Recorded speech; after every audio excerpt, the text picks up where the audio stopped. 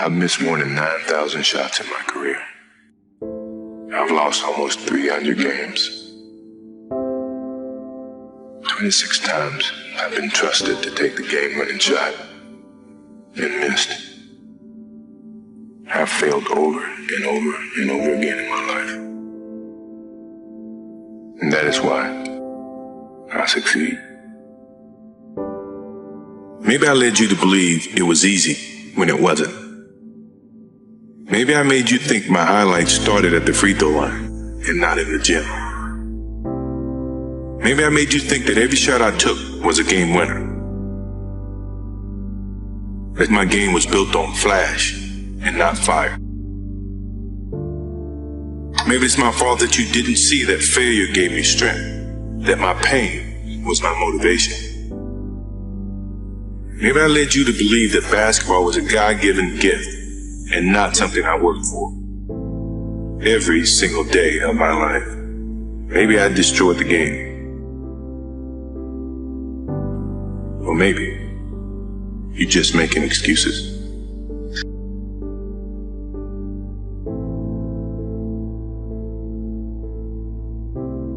I never feel that I'm at my best.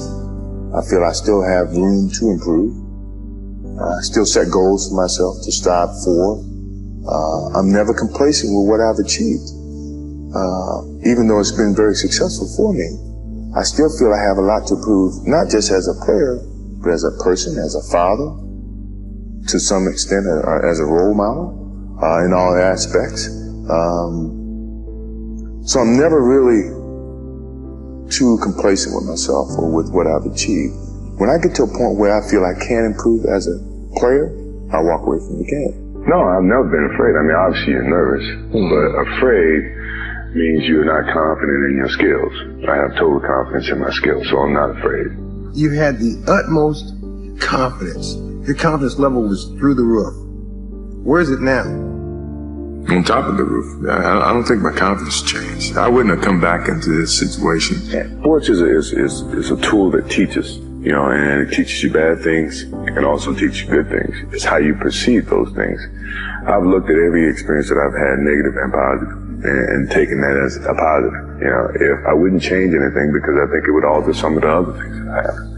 You know, so when I look back, I can't say that I've had any bad things happen. Sure, I mean, you don't want bad things to happen, but you deal with bad things. You can't have good or without bad. You know, basketball is my love, always have been, and I can't ever envision an ending of something like that. You know, that passion that I have for the game until I'm dead and gone.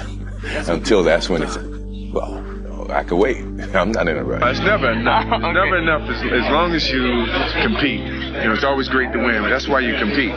Each time that you win, it takes away a little bit of that hunger, you know, which is a challenge within itself. You know, it's a battle within your mind to find a challenge to go to that same place that you've been 5 times before.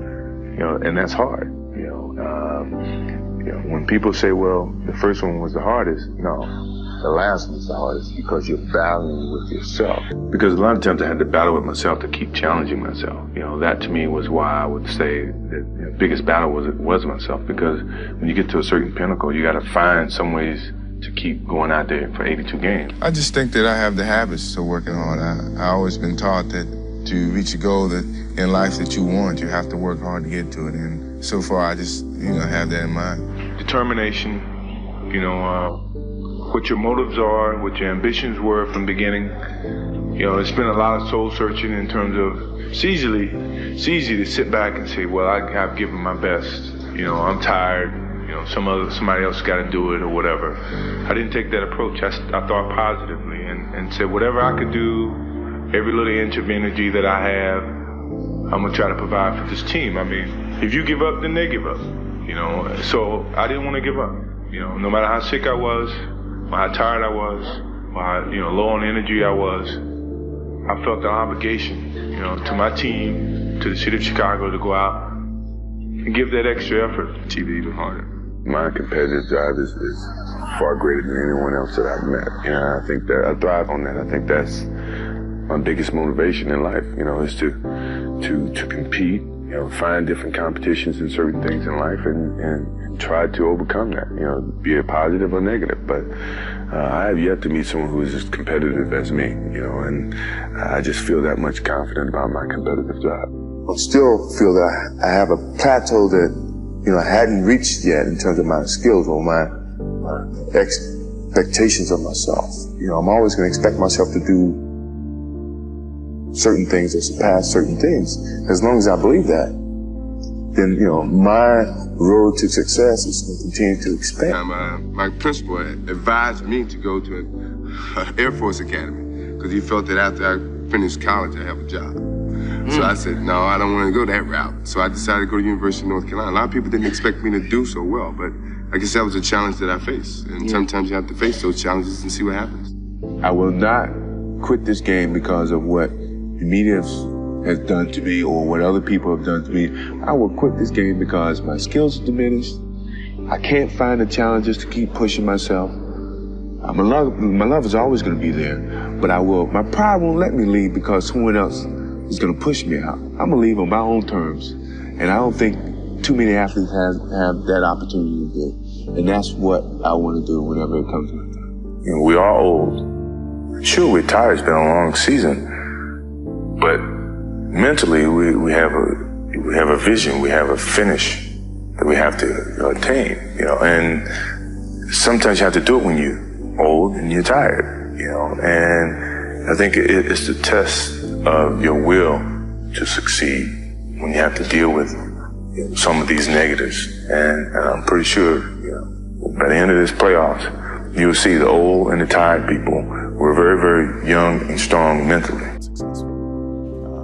To be happy, you gotta have disappointment. So I think all of those things have evolved and happened to make me who I am and understand the benefits and the privileges I have for being who I am, and not to wear it on my sleeve, be very humble about it. That's one thing my parents taught me very well is, don't wear your reputation, don't wear your accolades, don't wear your personality on your sleeve. Let it happen, let it be you. It is who you are. Don't hide from it, but don't wear it and rub it in people's faces. The thing that I remember the most about my father, and I had him for 32 years, and I never look at it from a negative sense. Obviously, he was murdered, and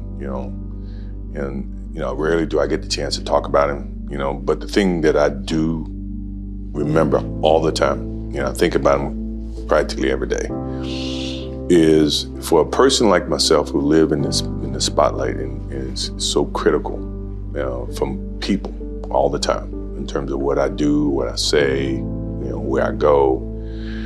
The thing he's always said, take a pause before you make a decision and say, what if? And the purpose for saying what if is that whatever decision you make, always either going to have consequences. And not that I live in a box to where I'm afraid to do things. I know that, as my father says, the what if comment is to be able to deal with the consequences of what decisions you make. And you think about that. If you think about the consequences, pro or con, you make the right decisions that you feel is the right decision. Now, all the decisions I made, other people may view to be not the right decisions from their perspective. But for me to go play baseball, and everybody says, oh, it was a failed opportunity to play baseball. That's what they think. For me, it was the best thing that could have happened for me because it allowed me to go back to the game with a stronger passion.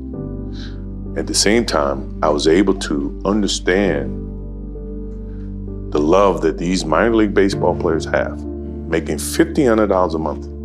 $1,500 a month, which is nothing. But for them, it was big. To me, to see that helped me put things in perspective, to understand the platform that I was on in 93, that when I went back to it in 95 and 96, I appreciated it even greater. So when we won those championships and we went through those things mattered to me far greater than what I did in 91, 92, 93.